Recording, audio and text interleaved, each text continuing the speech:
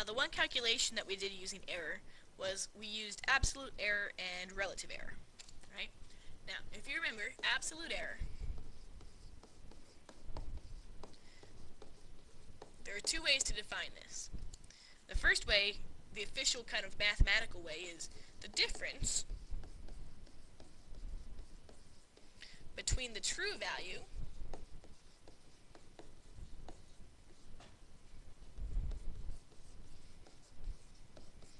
and the approximate value.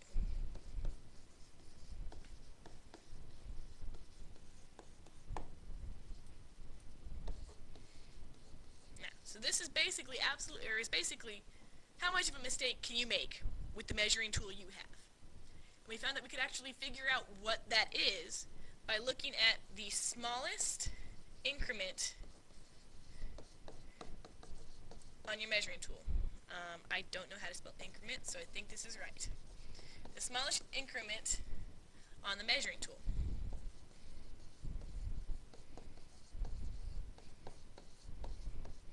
Right? For instance, on a yardstick, I don't have a picture of a yardstick, so you're going to have to kind of deal with my drawing today. Right? It measures off every, like if this is 1 inch here, this is what the markings would look like.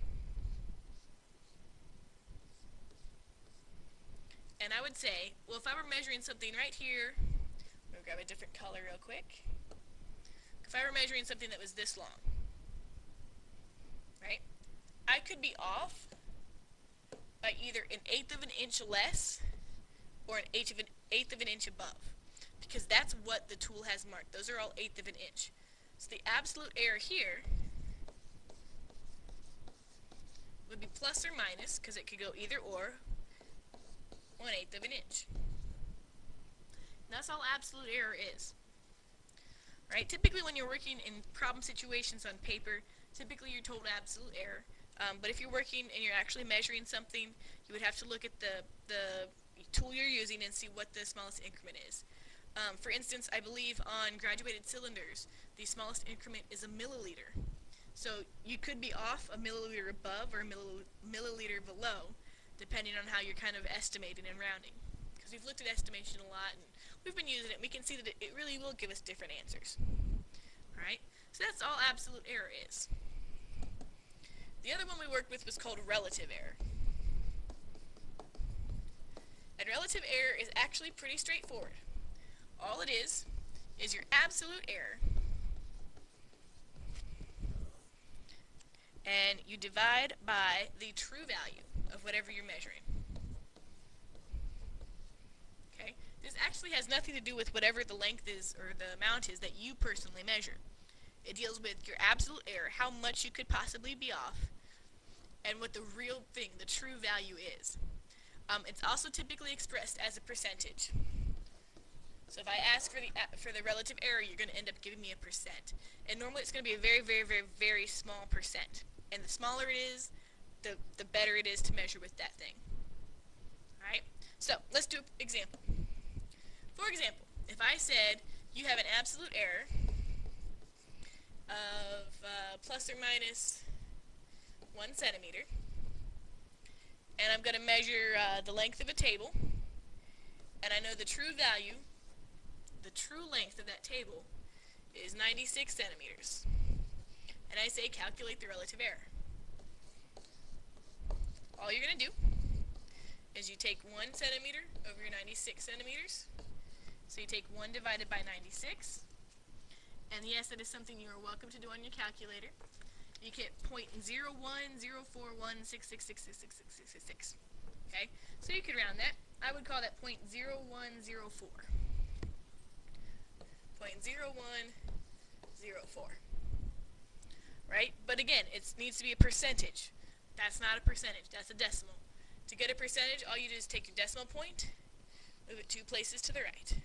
So this is 1.04%. That's our relative error. Alright?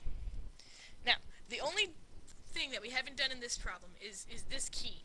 The fact that your relative error was in centimeters and your true value was in centimeters. These two things have to be in the same unit. Yeah, that means you're probably going to end up doing some converting. Alright, let's do another example problem here. Let's say I give you the absolute error is half a centimeter, plus or minus half a centimeter. But the true value of the table, again, is 96 centimeters. No, 96, hang on, 2 meters. Alright, so first thing first, these two units are different. Absolute error was given in centimeters. Your true value is given in meters. I've got to convert one to the other. I'm a fan of going from meters to centimeters. It's actually rather easy. I have 2 meters, right? Now I got to think my conversion factor.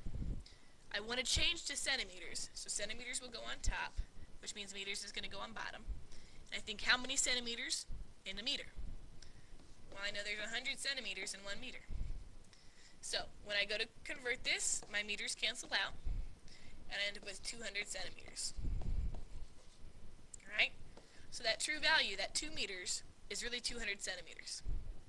So now, to find my relative error, I'm going to take half a centimeter divided by 200 centimeters. And this is something you can do on your calculator. You can use 0.5, or you can use the ABC button, either way. You get 0.0025. But remember, I want this as a percentage. So I move my decimal over 2 places. This is 0.025%. My relative error for this problem is 0.25%. Okay? That's all you got to do for those. Alright? So, I'll work through one more with you, and then I'll give you some practice ones. Right? Let's say my absolute error is 1/8 of a foot, but my true value is 13 yards. What's my relative error? Right? So again, first things first, I need to convert. 13 yards, I want to change that to feet.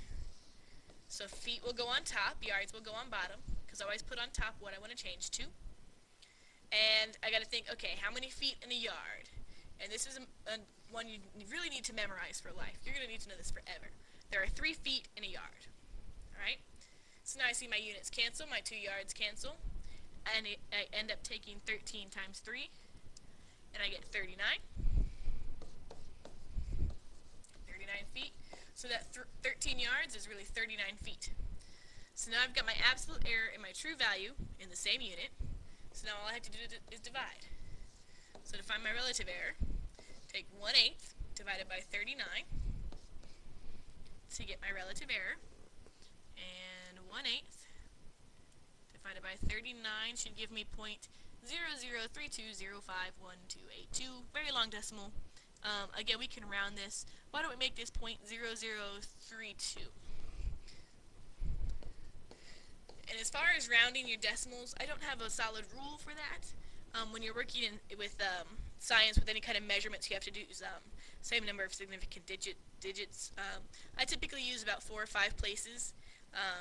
The only difference is if I got 0.00000123, I would probably write all of that down with all those zeros in there. But in this case, as long as you've got a couple of numbers in there, I'm happy. Again, I have to have my relative error as a percentage. So I move my decimal over 2 places, and that gives me 0.32%. Okay?